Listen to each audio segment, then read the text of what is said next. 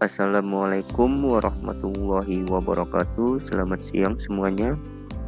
Di sini saya akan memaparkan materi tentang pengembangan minat dan bakat pada usia 17 tahun, yaitu pada usia remaja, dengan mata kuliah pengembangan peserta didik di Universitas Negeri Jakarta. Yang terhormat kepada dosen pengampu mata kuliah perkembangan peserta didik, yaitu Ibu Dr. Yanina Akmal Hemhum, dengan nomor induk dosen nasional 0015075606.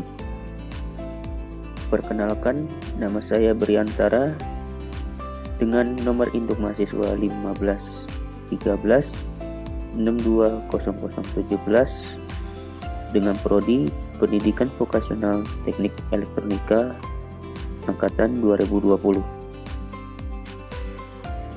Tujuan video materi pemaparan yang saya bawakan, yang pertama, ada mahasiswa dapat memahami pengertian, perbedaan, dan persamaan minat dan bakat. Yang kedua, mahasiswa dapat mengetahui jenis-jenis bakat. Yang ketiga, mahasiswa dapat mengetahui jenis-jenis minat. Dan yang keempat, mahasiswa dapat mengembangkan minat dan bakat.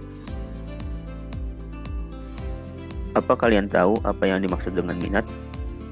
Minat adalah dorongan kuat bagi seseorang untuk melakukan segala sesuatu dalam mewujudkan cita-cita yang menjadi keinginannya.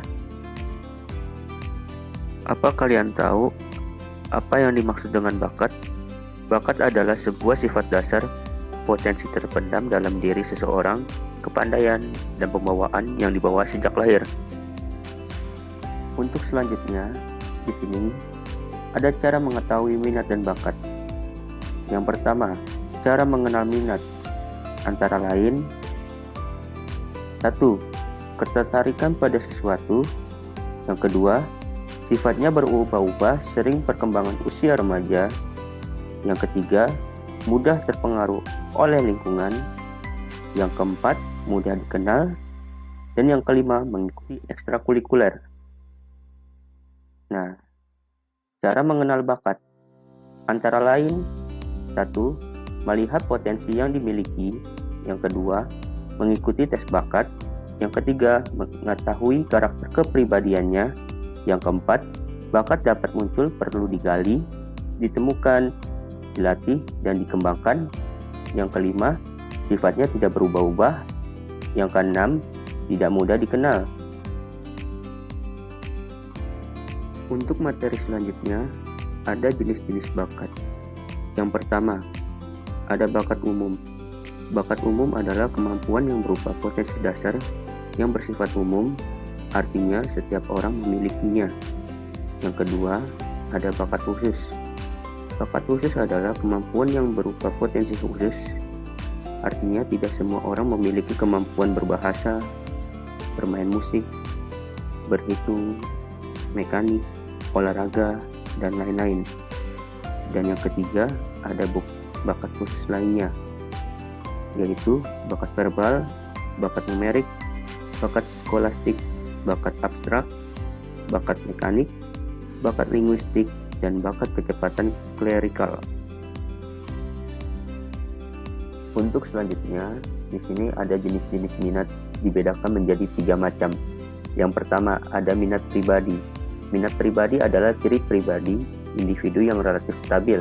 Minat pribadi ditujukan pada suatu kegiatan atau topik yang spesifik. Yang kedua, ada minat situasional.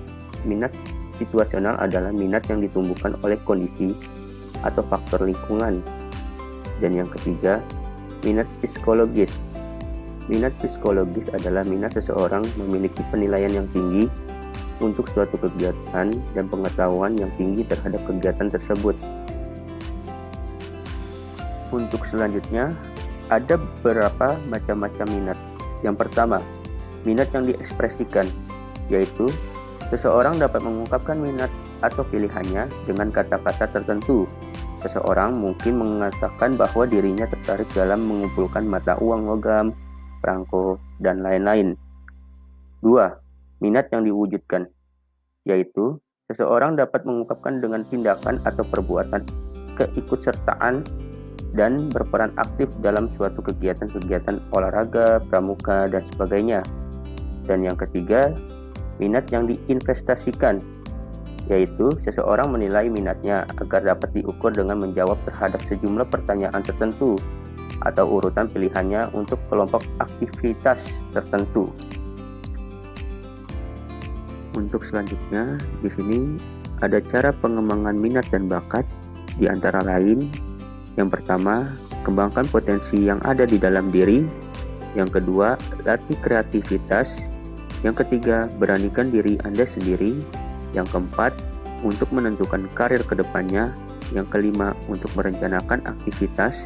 Yang keenam, tingkatkan motivasi remaja untuk mengembangkan dan melatih kemampuannya. Yang ketujuh, terima kritikan orang lain. Dan yang kedelapan, yaitu yang terakhir, kenali berbagai faktor penghambatnya.